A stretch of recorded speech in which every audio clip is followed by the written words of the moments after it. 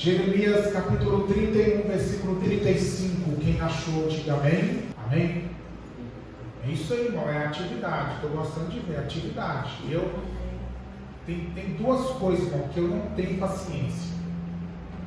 E se eu estou errado, Jesus vai me corrigir. Eu não tenho paciência com criancice de gente grande. E não tenho paciência com moleza de gente que pode andar acelerado, entendeu? Então, se eu estou errado, Deus me ajude, mas sinceramente, no meio de 1.500.000 defeitos que eu tenho, que eu já contei, eu tenho esses duas coisas aí que eu preciso mudar, se for defeito, né? Mas vamos nessa, irmão, vamos na palavra. Assim diz o Senhor, que dá o sol para a luz do dia, e as ordenanças da lua e das estrelas para a luz da noite, que agita o mar, bramando as suas ondas. O Senhor dos exércitos é o seu nome. Se falharem estas ordenanças de diante de mim, diz o Senhor, deixará também a descendência de Israel de ser uma nação diante de mim para sempre. Pode sentar-se, irmãos, em nome de Jesus. Pai, nós te louvamos pela tua palavra, por tudo que o Senhor já falou aqui essa noite e pelo que o Senhor vai continuar falando nesse culto. Abra o entendimento da tua igreja, traz a revelação em nome de Jesus. Amém. Pode sentar-se, irmãos, que ainda não tinham se assentado. Igreja, a palavra de Deus, ela fala sobre ordenanças, sobre leis que Deus estabeleceu para o sol, para a lua, para as estrelas, para a luz da noite, para a luz do dia. Aqui fala sobre o Deus que estabelece leis e ordenanças. E há leis tão fixas que Deus chega a dizer aqui, que se algum dia essas leis da natureza falhassem, nesse dia o Senhor abandonaria a Israel como nação. Ou seja, assim como é impossível que as leis que Deus estabeleceu falhem, é impossível que Deus desampare a nação de Israel. Glória a Deus, amém. Eu não quero falar nessa noite sobre a nação de Israel, mas eu quero falar sobre as leis espirituais que Deus estabeleceu. Leis que governam o mundo espiritual e que governam o nosso mundo também. Irmãos, Deus é um Deus de regras, Deus é um Deus de preceitos, Deus é um Deus de ordenanças. E quando a gente descobre essas leis e anda conforme essas leis, nós estamos no lugar certo para vivermos a bênção e o favor do Senhor. Muitas coisas ruins acontecem conosco quando estamos andando fora daquilo que Deus estabeleceu que seja como Ele estabeleceu. Então eu quero falar nessa noite sobre algumas leis que Deus determinou e que estão em toda a Bíblia Sagrada. E eu quero falar sobre a primeira lei, que é a lei da semeadura. Gálatas capítulo 6, versículo 7. São leis que Deus estabeleceu. Gálatas capítulo 6, versículo 7. Diz assim: Deus não se deixa escarnecer, porque tudo que o homem semear, ele vai colher. Igreja, deixa eu falar para vocês. Tragam a Bíblia para o culto e usem a Bíblia. Amém? Tragam a Bíblia para o culto e usem a Bíblia. Eu vou fazer questão, irmãos, de ler de Gênesis a Apocalipse com você, porque até o final do ano todo mundo aqui tem que estar afiado, tem que estar igual uma metralhadora de Bíblia, em nome de Jesus. Amém? Porque é assim que você vence o diabo, é assim que você fica firme, é assim que você é um crente saudável. Quando você sabe manejar bem a palavra de Deus. Amém. Da minha parte, não. Vocês vão comer Bíblia até vocês pedirem mais, tá bom? Em nome de Jesus. Lei da semeadura. Tudo que o homem semear, ele vai colher. Irmãos, tudo que a gente faz é uma semente. Tudo que a gente fala é uma semente. Todas as nossas atitudes para com Deus, para com as pessoas, para com a vida, são sementes, e nós vamos colher. Vai ter consequência daquilo que a gente faz, daquilo que a gente fala. Então a gente tem que pensar muito que tipo de colheita nós queremos, para que nós venhamos determinar a nossa semeadura. Qual colheita você quer na tua vida? Você quer uma vida abençoada? Quer uma vida bem-sucedida? Quer uma vida no favor de Deus? Quer uma vida vitoriosa sobre o pecado? Quer uma vida alegre? Quer uma vida vencedora nas tribulações? Então plante essas sementes, porque não tem como ser diferente. Se eu plantar uma semente de maçã, não tem como eu esperar colher laranjas. Não adianta plantar uma semente ruim esperando que vai colher uma coisa boa. Não vai. E o contrário é plenamente verdade. Se você está plantando bem, se você está plantando obediência, se você está plantando as coisas certas, se você está plantando na tua vida aquilo que é a vontade de Deus, você vai colher bênçãos, graça, vitórias, milagres. O cuidado do Senhor vai se revelar na tua vida. Tem muita gente hoje passando aflições terríveis por causa de uma semeadura maligna, por causa de coisa que plantou. Lógico que nem toda luta, nem todo problema na vida da pessoa é coisa que ela plantou. Infelizmente, nós acabamos colhendo coisas que nós não plantamos. Infelizmente, por causa de relacionamentos, nós acabamos colhendo coisas que o outro plantou. Mas é fato que tudo que a gente planta, nós vamos colher. Então cuidado com aquilo que você semeia, porque essa lei de Deus, ela vale para aquele que é crente, para aquele que não é crente, ela vale para o pastor, ela vale para os membros, ela vale para aquela pessoa que é super santificada e para aquela pessoa que é mais ou menos. Essa lei de Deus vale para todos. Então olha para a tua vida e vê o que você está plantando, e sempre pensa, cada ação que você vai tomar na tua vida, cada atitude, pensa, isso é uma semente, e vê com longo prazo, vê o que isso vai dar amanhã, porque geralmente nós plantamos coisas ruins pensando que vai ser só no aqui e agora, mas não, irmãos, vai dar eco, vai dar efeito lá no futuro.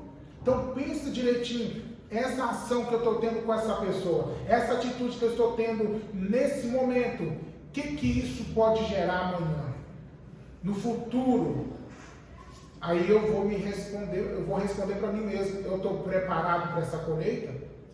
Que se for ruim, e eu estou plantando consciente de que mais cedo ou mais tarde eu vou colher o mal que eu plantei, eu tenho que estar consciente também se eu estou pronto para pegar a consequência daquilo, porque vai ter consequência, irmãos.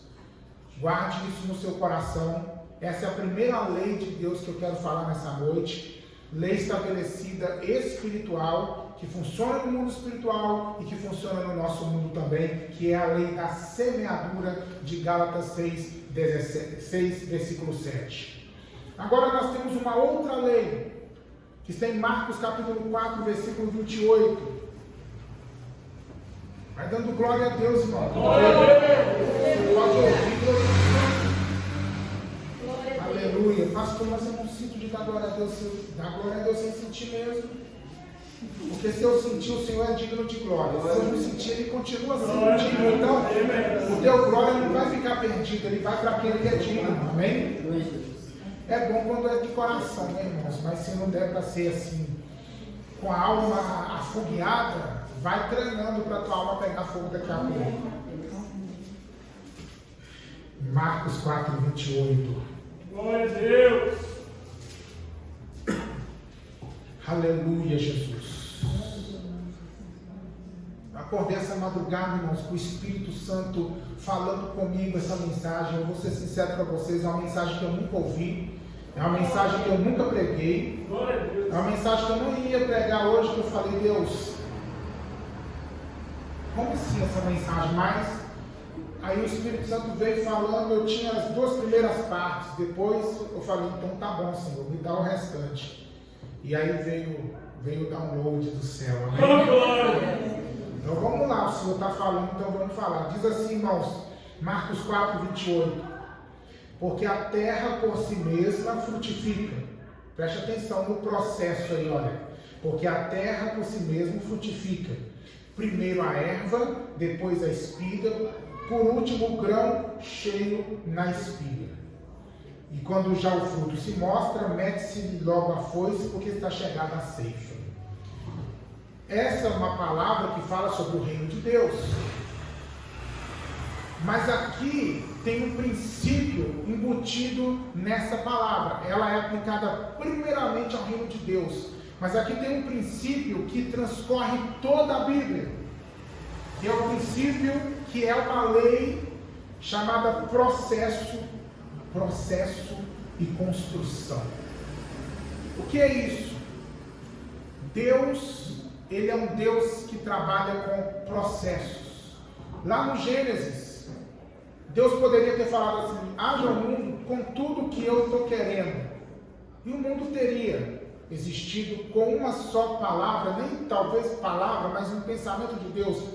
Mas Deus foi criando tudo por etapas. Houve um processo criativo, do primeiro até o sétimo dia, que foi o dia que o Senhor encerrou e descansou. Para tudo na vida, Deus determinou que haja um processo. A nossa própria existência. Nós não existimos na vida dos nossos pais da noite para o dia. Por exemplo, em uma determinada noite está lá seu pai e sua mãe sozinhos. Aí no outro dia já está você grande. Não foi assim. Houve um processo, teve uma gestação, 9 meses, que é o período normal da gestação. Depois veio a criancinha que foi crescendo. Tudo nessa vida segue este princípio que está aqui embutido nessa palavra. Primeiro a erva, depois a espiga, depois o grão cheio na espiga, depois vem a colheita. A colheita não vem logo, a colheita vem depois desse processo. Erva, espiga, grão cheio na espiga. Assim é a nossa vida. E se nós não entendermos que Deus trabalha conosco por processos, nós vamos viver pessoas ansiosas, frustradas, e pessoas que vamos estar sempre fora do projeto de Deus. Porque se você quer a bênção da prosperidade, Deus vai te colocar num processo. Deus vai construir essa prosperidade na sua vida. Deus pode simplesmente pensar em você de fazer a pessoa mais próspera hoje? Pode. Mas como Ele nos ama, como Ele te ama, Ele primeiro vai construir. Ele vai trabalhar a sua mentalidade, Ele vai trabalhar você, Ele vai trabalhar situações, Ele vai te estruturar primeiro. Você quer ter uma vida espiritual abençoada, não é da noite para o dia. Isso é uma construção, é um processo. Para tudo na nossa vida, temos que ter paciência para vivermos as etapas necessárias. Porque senão nós vamos viver sempre querendo dar saltos pela impaciência. Eu estou aqui hoje, eu quero chegar lá em casa agora, eu vou dar um salto para chegar lá, eu não vou chegar e ainda vou sofrer um acidente, aqui dentro mesmo já vou sofrer um acidente. Mas se eu for caminhando na direção do carro, se eu entrar no carro, ligar o carro, chegar e dirigir corretamente, eu vou chegar, mas não é agora, é daqui a pouco. Assim é na nossa vida. Aprenda a entender os processos de Deus na sua vida, a ter paciência para o trabalhar de Deus. Você vai chegar onde for o plano do Senhor, onde for o objetivo de Deus, mas até lá existe uma trajetória, existem etapas. Vença cada etapa e pergunte a Deus: Deus, quais serão os meus próximos passos? Eu não quero avançar além daquilo que o Senhor determinar que seja o meu caminhar. Amém? E aí você vai entender que não precisa correr. Certa vez eu falava com uma irmã sobre ministério, sobre obra de Deus. Eu falava para ela justamente sobre isso: irmã, tem que esperar o tempo, o processo de Deus na sua vida. Deus está trabalhando, Deus está moldando a irmã, Deus está moldando as situações. Vai chegar o momento certo. E ela disse assim: mas se eu ficar a vida toda nessa e Jesus voltar, eu acabo não fazendo a obra de Deus. Não tem sentido uma palavra dessa. Porque se Deus, eu disse para ela: irmã, se Deus tem obra na tua vida, Ele é onisciente, Ele sabe que Jesus vai voltar. Já tem o dia determinado no coração de Deus. Aí Deus vai e diz que tem obra na tua vida. Aí Ele põe você num processo, e esse processo vai esbarrar com o dia da volta de Cristo, e vai chegar no dia da volta de Cristo, a obra que Deus disse que tem na sua vida não vai dar tempo porque Jesus voltou, não faz sentido. Mas ela não concordou de jeito nenhum. O negócio é o seguinte: eu quero agora, tem que ser agora, não tem que ser agora, porque senão Jesus volta e não faz. Irmão, calma. Para tudo a gente tem que entender: semente, a erva, a espiga, o grão cheio na espiga e depois a colheita. Tá bom, irmãos? É uma lei de Deus, a lei do processo e da construção. Terceira lei, Provérbios capítulo 13, versículo 20. Glória a Deus, aleluia. Glória a Jesus, aleluia. O que anda com os sábios ficará sábio, mas o companheiro dos tolos será destruído, será afligido, sofrerá pena. O que é isso? Que lei é essa? É a lei da influência e da similaridade, do parecer com alguém. O que é isso? Quando a gente passa muito tempo conversando, andando, convivendo com uma pessoa, é fato de que a gente vai se tornar parecido com essa pessoa. Até nos gestos, até na forma de falar, na forma de pensar. Vamos ser influenciados. E se o poder de influência daquela pessoa for maior do que o nosso, nós vamos ser absorvidos pela influência daquela pessoa. Se nós tivermos o poder de influência igual, nós vamos influenciar e vamos ser influenciados. Isso é uma lei, isso é fato, isso vai acontecer. Se eu quero, acontece. Se eu não quero, vai acontecer do mesmo jeito. É uma lei que está estabelecida. E é aí que a gente tem que tomar muito cuidado. Porque aqui diz que se você anda com o sábio, você vai ser influenciado pela sabedoria dele. E com o passar do tempo, você vai se tornar um sábio também. Porque você se tornará parecido com esse sábio com quem você anda. Agora, se a gente anda com o tolo, com a pessoa insensata, com a pessoa sem entendimento, nós também seremos influenciados pelas tolices dessa pessoa. E mais cedo ou mais tarde, estaremos repetindo os mesmos erros que essa pessoa comete. Que ela fala, que ela pensa. Vamos estar vivendo a vida muito parecidos com a vida daquela pessoa tola que só está batendo a cabeça e que não tem nenhum caminho de vitória.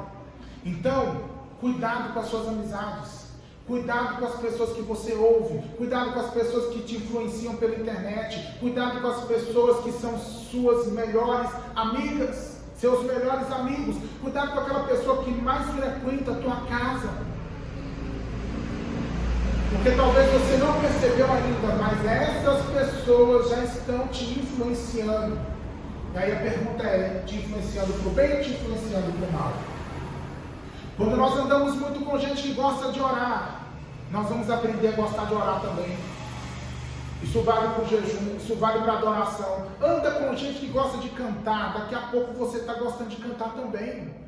Anda com gente que toca, daqui a pouco você está querendo tocar algum instrumento também. Anda com gente que prega, daqui a pouco você está pregando também.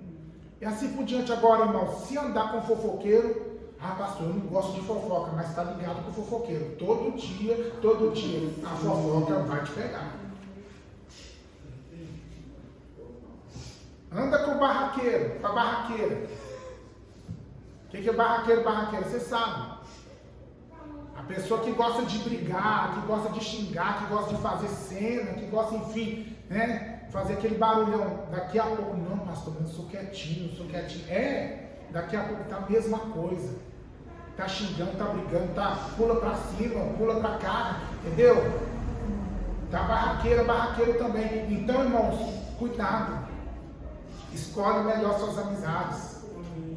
Se anda com gente que pensa alto, eu vou construir, eu vou adquirir, eu vou vencer, eu vou conquistar, eu vou estudar, eu vou tirar a carteira, eu vou comprar um terreno, eu vou comprar um carro, eu vou crescer na vida, a sua mente vai começar a pensar nessa mesma direção. Agora, se andar com gente que é só para baixo, não tem jeito não, minha vida é essa mesmo, nasci foi para sofrer, eu estou perdido mesmo, eu vou viver na miséria, eu vou viver na dissolução mesmo. Daqui a pouco você está do mesmo jeito, por mais que hoje você pense diferente. Então, cuide das pessoas que andam com você.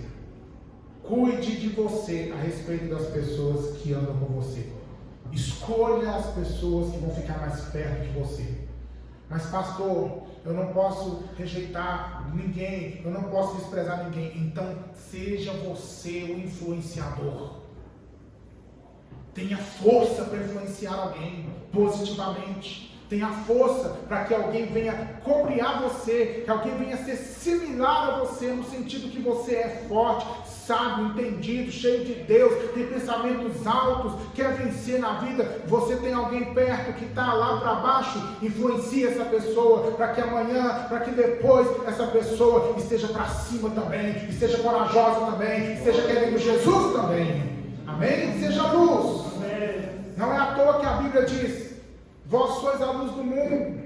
Não se acende uma candeia para colocar debaixo da cama, mas no velador. Isso fala de influência. Não é à toa que a Bíblia diz: bem-aventurado o varão que não anda segundo o conselho dos ímpios, não se detém no caminho dos pecadores e não se assenta na roda dos escarnecedores, porque está falando de influência. Escolha que tipo de pessoa vai estar junto de você, que você vai permitir que te influencia e seja você o influenciador do bem. Amém? Outra lei que eu quero falar, Josué 1:9, a lei do esforço humano. Josué capítulo 1, versículo 9. Glória a Deus, aleluia. Deus está falando para Josué. E esses, irmãos, são princípios que estão em toda a Bíblia. Eu estou citando um versículo para cada um, porque o tempo não dá. Mas está em toda a Bíblia e na nossa história também. Vem comigo, Josué 1:9. Não te mandei eu? Esforça-te, tem bom ânimo. Não temas nem te espantes, porque o Senhor teu Deus é contigo, por onde quer que andares. Vamos ler o versículo de trás para frente? Você quer entender melhor o versículo? Leia ele de trás para frente. Deus é contigo por onde quer que andares. Você vai separando por vírgulas ou por pontos. Então vamos lá, separando por vírgulas de trás para frente. Por onde quer que andares, Deus é contigo, porque o Senhor teu Deus é contigo. Nem te espantes, não temas. Aí vem um ponto e vírgula para chegar no começo do versículo: esforça-te e tem de bom ânimo. Não te mandei eu? Deus ia ser com Josué. Por onde ele andasse, ele não precisava ter medo nem ficar assustado, desde que ele se esforçasse e tivesse bom ânimo. Aqui tem uma lei que Deus estabeleceu, que ele vai trabalhar na vida do homem, agir na vida do homem, mas esse homem precisa fazer a sua parte. Todos os milagres de Deus que vêm a nós, precisamos fazer a nossa parte. Deus pode fazer tudo sozinho? Pode, mas Deus estabeleceu que o homem precisa encontrar o seu lugar no caminho do milagre, no caminho do agir de Deus, no caminho do operar de Deus. Então, meus irmãos, nós precisamos entender isso, que Deus, ele quer trabalhar na nossa vida, mas e a nossa parte? Desde muito novo, o Senhor falava que ia me usar, que eu ia pregar, e tal, e tal, e tal. Se eu estivesse na minha casa, dormindo até meio-dia, desde novo, dormindo até meio-dia, assistindo televisão o dia inteiro, joguinho o dia inteiro, namorando com 10, 20, 30 meninas, vocês acham que eu estaria aqui? Vocês acham que eu teria alguma coisa para pregar hoje? Não teria. Por quê? Por mais que Deus quisesse que Deus tinha propósito. Eu precisei estudar, eu precisei ler Bíblia, eu precisei orar, precisei jejuar, precisei renunciar, precisei me consagrar, precisei me preparar, e faço isso até hoje. Tem que ter a nossa parte. Lá, na frente do sepulcro de Lázaro, Jesus estava ali, Jesus disse: Lázaro vai ressuscitar. O que é uma pedra diante da morte, irmãos? Quem vai cancelar o poder da morte na vida de um homem que já está 4 dias morto, não pode cancelar uma pedra? Pode. Jesus já tinha falado para a figueira seca, e a figueira secou. Jesus já tinha falado para o mar aquieta, e o mar aquietou. Vento, para, e o vento parou. Jesus podia dizer para a pedra: sai pedra, e a pedra sairia. Mas não, ele disse: tirem a pedra. Participação humana. Participação humana. Veja os milagres dos paralíticos da Bíblia. Qual era a palavra? Levanta e anda. Levanta, toma a tua cama. Veja os milagres para os cegos. Veja. Até o ato de viver esses milagres precisou da participação do homem, pôr o pé no chão e se esforçar para ficar de pé. Abrir os olhos e ver. O homem estava cego lá em Betsaida. Jesus ora por ele e Jesus diz: vê se você viu alguma coisa. E ele fala: eu vejo os homens, porque vejo como árvores que andam. Ou seja, a visão estava turva. Aí Jesus vai dizer para ele claramente assim, ó, Jesus vai dizer para ele diretamente: olha firmemente ao longe. Ou seja, faz a sua parte para enxergar distante, mais claro. E aí quando ele firma as vistas, isso está no texto de Marcos capítulo 8, quando ele firma as vistas, ele consegue ver ao longe. Ele poderia ter visto ao longe já no primeiro momento. Por que ele não viu? Porque ele não teve a ousadia de esforçar suas vistas diante do milagre que Jesus já tinha declarado sobre ele. Qual é a sua parte que você não está fazendo? Porque muitas vezes a gente olha para Deus e fala: Deus prometeu, que Deus falou, que o profeta deve ter errado e tal. Mas qual é a nossa parte que a gente não está fazendo? Faz a sua parte. Porque da parte do Senhor, tudo que Ele falou, que Ele prometeu e que Ele determina fazer na tua história, Ele vai ser fiel. Mas depende de você fazer a tua parte. Amém? Então essa é a lei da participação e do esforço humano. Nós temos também a lei da vontade e da decisão. Foi Deus que determinou que você tivesse vontade própria, decisão própria. Deus não fez da gente robôs, e isso é uma bênção para nós, mas muita gente se perde até no meio dessa bênção. Deuteronômio capítulo 30, glória a Deus, aleluia, versículo 19. Aleluia, Pai. Glória a Deus. Os céus e a terra tomam hoje por testemunhas contra vós, de que tenho proposto a vida e a morte, a bênção e a maldição. Escolhe, pois, a vida, para que vivas tu e a tua descendência. Deus está falando para o povo de Israel, que estaria para entrar na terra prometida, e Deus falou para eles: eu estou propondo para vocês a vida e a morte, a bênção e a maldição. Ou seja, a vida, quando eles obedecessem os mandamentos, a morte, quando eles quebrassem os mandamentos, a bênção, quando eles cumprissem a palavra, e a maldição, quando eles fossem desobedientes. Deus colocou as duas portas, os dois caminhos. E Deus coloca isso diante de nós hoje. Nós temos liberdade para decidirmos. Nós precisamos usar dessa oportunidade de sermos livres para decidir pelo que é bom, pelo que é reto, pelo que é justo, por aquilo que Deus tem de melhor para as nossas vidas. Irmãos, para tudo da parte de Deus nós temos que ter vontade própria. Jesus ele vai dizer assim: vinde a mim, vós cansados e oprimidos, que eu vos aliviarei. Glória a Deus. O cansado e oprimido vai ser aliviado, mas ele tem que querer ir até Jesus. Jesus vai dizer assim: quem tem sede, vem a mim e beba. João 7,37, primeiro Mateus 11, 28, 29 e 30. João 7,37, tem sede. vem a mim e beba. Você sente necessidade do Espírito Santo? Eu sou a fonte, mas você tem que querer vir. Vocês estão entendendo?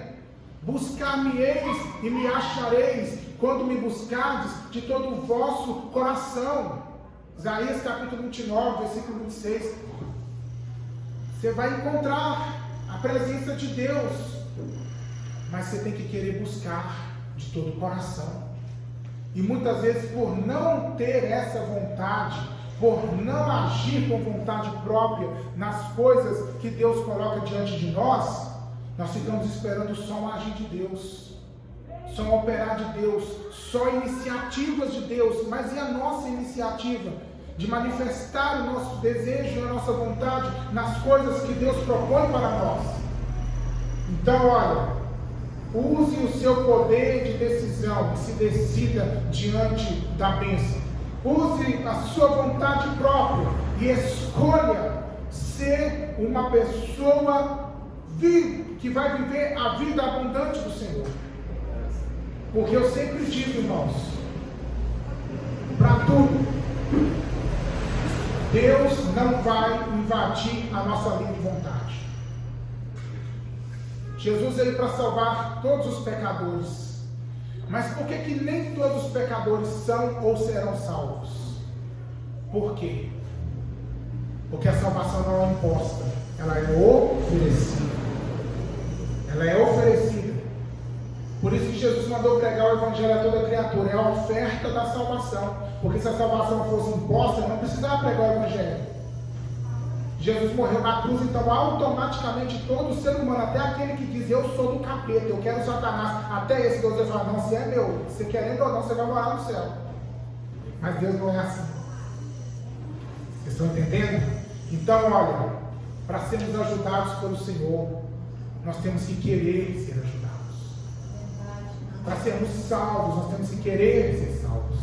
Para sermos prósperos, para recebermos o Espírito Santo, para sermos uma bênção, para sermos curados, nós temos que querer, nós temos que desejar isso. Porque enquanto nós não manifestarmos esse desejo de todo o coração, a bênção vai estar ali à porta, mas ela só vai entrar no momento em que você abrir a porta. O que Jesus disse lá em Apocalipse, capítulo 22. Eis que eu estou à porta e bato. Se alguém ouvir a minha voz e abrir a porta, eu entrarei em sua casa e cearei com ele e ele comigo. Vocês estão entendendo? Apocalipse 3:20. Desculpa, Apocalipse 3:20. Se quiser abrir a porta, eu entro. Se você não quiser, eu não posso entrar. Use a sua liberdade, porque é uma lei que Deus estabeleceu. Deus não vai quebrar, irmãos. Eu sempre digo uma coisa, eu estou aqui pregando a palavra de Deus, é porque eu quero. Glória a Deus. O Senhor chamou, o Senhor preparou, estou aqui, amém. Mas é porque eu quero, porque se eu disser agora eu não quero saber de mais nada disso, eu vou embora para minha casa e Deus não vai me prender aqui. A nossa adoração tem que ser assim, voluntária, de coração aberto, amém? E eu louvo a Deus, porque eu vejo aqui pessoas que querem servir ao Senhor. Sempre digo para meus filhos, os cultos melhores que tem, em questão de unção, em questão de graça, não são os cultos lotados. Se você colocar um culto para mim com 500 pessoas e um com essa quantidade de pessoas que está aqui, meu irmão, com certeza eu estarei aqui. Pastor, mais 500 pessoas, 1000 pessoas, com certeza, meu irmão, eu vou procurar uma porta desse tamanho para estar aqui. Sabe por quê? Porque aqui não tem curioso. Uma terça-feira calorenta, cansativa, você não está aqui por curiosidade, eu tenho certeza. Glória a Deus. Você não está aqui atrás de artista porque não tem nenhum artista aqui. Você não está aqui, irmão, atrás de mais nada a não ser de Jesus. Aleluia! E é isso que produz essa graça, essa leveza, essa vitória aqui nessa noite, amém? Glória seja dada ao nome do Senhor. Você está aqui porque você realmente quer adorar o Senhor nessa noite, aleluia! Para encerrar, eu quero falar sobre outra lei estabelecida por Deus, que é a lei do tempo. Eclesiastes capítulo 3. Já falei da semeadura, do processo, da influência, do esforço, da vontade. Agora a lei do tempo. São coisas que Deus estabeleceu que tem que ser assim, não tem como fugir disso. Então vem comigo para a gente caminhar dentro desse projeto de Deus. Eclesiastes capítulo 3. Isso mesmo. Quem achou aí pode ler, fazer um favor. Estou sentindo que vocês estão querendo falar, então pode falar. Fala a palavra aí, ó. Quem achou, fala em voz alta, por favor. Tudo tem o seu tempo determinado. Ela tem para todo propósito debaixo do céu. Isso aí. Senti que você queria falar, senti. Irmãos, tudo tem o seu tempo determinado. Então não adianta brigar, não adianta espernear, não adianta tentar forçar uma situação, não adianta tentar adiantar as coisas. Porque Deus tem um tempo determinado para todo propósito debaixo do céu. Deus tem um tempo determinado para a tua cura, para a tua prosperidade, para a porta aberta, para o teu milagre, para as bênçãos espirituais, para os seus projetos. Deus tem um tempo determinado. Então, aprenda a estar dentro desse tempo de Deus. Pastor, como que eu vou saber que não está fora do tempo? Como que eu vou saber em questão de tempo? Vem comigo pelo caminho mais simples e antigo de todos, o caminho de joelho. De joelho. Você já ouviu aquele hino que tinha um pastor, que a igreja dele era fria, a alma dele era vazia, e ele estava desesperado. Aí um dia ele andando cabisbaixo, entristecido, ele viu um menino fazendo um serviço, um menino ali no chão fazendo serviço e tal, e o pastor perguntou para ele: meu filho, por que você não faz o serviço em pé? Aí ele disse para o pastor, de joelho é melhor. Aí o pastor entendeu, esse é o segredo da vitória da igreja. Aí ele foi para o joelho. Quem já ouviu esse hino? De joelho é melhor. Um dia eu vou cantar ele aqui. Aí o pastor foi orar, a alma dele se encheu do fogo de Deus, a igreja dele ficou abençoada, ele entendeu. Então esse é o caminho. Quer saber o tempo de Deus? Vai orar, meu irmão, põe o joelho no chão, vai falar com o papai, porque ele vai te dar definição. Está no tempo, está fora do tempo, é esse o tempo que você vai entender. Estar enquadrado no tempo de Deus é a melhor coisa para as nossas vidas. Deus fez uma promessa para um homem chamado Abraão. E qual era a promessa para Abraão? Abraão, você vai ser pai de uma grande nação. Você vai ser pai de multidão. Na verdade, ele tinha ainda o nome de Abrão. Pai exaltado. Ele já era grande, já era poderoso. Deus falou: você é poderoso em si mesmo, na sua casa, no meio do seu povo, mas eu quero fazer você mais poderoso ainda, ser pai de uma nação. Só que Abraão não podia ter filho, a sua esposa era estéril, anos avançados em idade. Promessa veio com 75 anos para Abraão, 65 anos para Sarai na época. Mas o tempo passou e chegou um momento em que Sarai perdeu a paciência de esperar o tempo de Deus, e ela criou um plano e acabaram tendo um filho, mas não era o tempo de Deus, não era a promessa de Deus. Fizeram um atalho, tiveram uma alegria momentânea de carregar um filho, sim, mas não era o filho que Deus tinha preparado para eles. Depois veio tristeza, veio amargura, veio angústia, até que chegou o tempo da promessa. Chegou o tempo da promessa. Sabe quantos anos Abraão tinha quando veio o tempo da promessa? Ele tinha 99 anos. Sara tinha 89 anos. Mas a promessa veio e ela se cumpriu plenamente quando Abraão tinha 100 e Sara completou 90. Nesse período Deus troca o nome de Abrão para Abraão.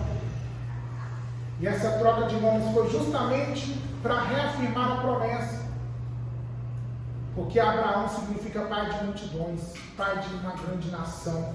Então quando Deus mudou o nome, era Deus dizendo para ele: Abraão, eu não me esqueci do que eu prometi para você. Você procurou um atalho, você não está aguentando esperar meu tempo, mas eu vou colocar um novo nome em você, vou acrescentar que eu sou o Deus da mesma promessa. Você ainda foi chamado para ser pai de grande nação, então você será. Aguarde o tempo de Deus e não procure atalhos, irmãos. E um detalhe, Deus não precisa da gente arrumar um jeitinho para Ele. Deus não precisa da gente arrumar um jeitinho, de dar um empurrãozinho para Deus. Ah, Deus, o Senhor está muito devagar, deixa eu ajudar o Senhor aqui, deixa eu dar um empurrãozinho para o Senhor. Irmão, não tente fazer isso. Porque toda vez que alguém tentou fazer isso na Bíblia, se deu muito mal. Aguarde o tempo de Deus. Porque quando chega o tempo da vontade boa, perfeita e agradável do Senhor, meu irmão, a Bíblia diz que ninguém impedirá. E a bênção de Deus vai chegar e vai te encontrar pronto, porque você já passou pelo processo. Então o Senhor já te preparou para viver essa bênção. E a bênção de Deus, ela vai chegar completa, porque Deus não vai te entregar algo defeituoso. Ele vai te entregar aquilo que já está preparado da melhor forma. E a bênção de Deus, a Bíblia diz que ela é boa, que ela é perfeita, que ela é agradável e que ela não acrescenta dores. Amém? Diga glória a Deus. Glória a Deus. E para encerrar, eu quero falar de mais uma lei, a última dessa noite, que é uma lei espiritual que está estabelecida, que é a base de todas as leis. João capítulo 17, versículo 17. Glória a Deus. É uma oração de Jesus, mas que ele traz uma grande revelação. Aleluia. É fiel, Deus. Santo é o nome do Senhor.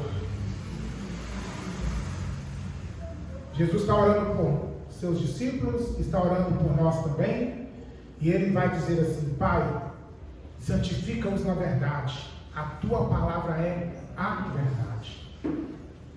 Preste atenção no artigo definido a verdade. Jesus não disse a tua palavra contém algumas verdades, a tua palavra é uma das verdades, ou ela é alguma verdade, ou ela tem uma porcentagem de verdade. Não, Jesus vai dizer a tua palavra ela é a verdade. Quando Jesus diz isso, ele está declarando que a Bíblia toda diz sobre ela mesma, que a palavra de Deus ela é a verdade absoluta. Ela é a verdade absoluta. Pastor, ninguém é dono da verdade.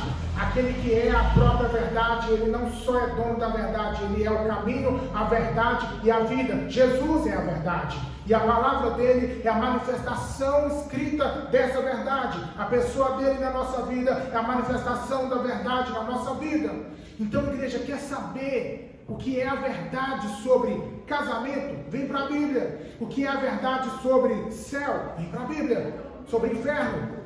Sobre relacionamento, como você vai agir com quem te ofendeu. Quer saber o que é verdade? Vem para a Bíblia. Quer saber a verdade sobre o futuro? Vem para a Bíblia. Quer saber a verdade sobre quem morre? Para onde vai? O que vai acontecer? Aonde estão agora? Vem para a Bíblia, porque aqui está a verdade. No mundo cheio de opiniões, no mundo cheio de eu acho, eu penso, é o que eu vejo, é o que eu sinto, eu penso assim, eu vejo dessa forma. No mundo cheio de tantas ideias, você tem a verdade estabelecida de Deus. Glória a Deus. Para não te deixar confuso, para não te deixar enganado, para não se destruir no meio das ideias, opiniões e enganos dos homens e dos demônios. Você tem o que já Deus estabeleceu, que é a sua verdade suprema. Fica de pé, por favor. Glória a Deus. Se você enquadrar a sua vida, pelo menos essas 7 verdades, que tem muitas outras, e pelo menos essas 7 verdades, você vai observar como que as coisas vão passar a dar certo, como você vai vencer as guerras que você ainda não venceu. Você vai passar a observar como a sua vida espiritual vai fluir, se você andar dentro dessas 7 verdades que estão aqui na palavra de Deus. Amém? Amém? Pai, nós te louvamos por essa noite, nós te agradecemos pela vida de cada um dos irmãos e das irmãs, pelas famílias aqui representadas, por cada momento desse culto, pela abertura do culto, pelo irmão Diego. que abriu o culto hoje a primeira vez, que o Senhor continue usando ele, abençoando, profetizando as nações, continue usando, abençoando, e a cada um de nós nos ajuda a guardar, viver, praticar essa palavra, e leva-nos em paz agora para as nossas casas, corta todo o laço, quebra as armadilhas, desfaz todo o projeto do diabo, Senhor, e cumpre os teus propósitos em nome de Jesus. Amém? Que Deus abençoe você, Deus abençoe a sua casa, Deus abençoe a sua família, no nome de Jesus.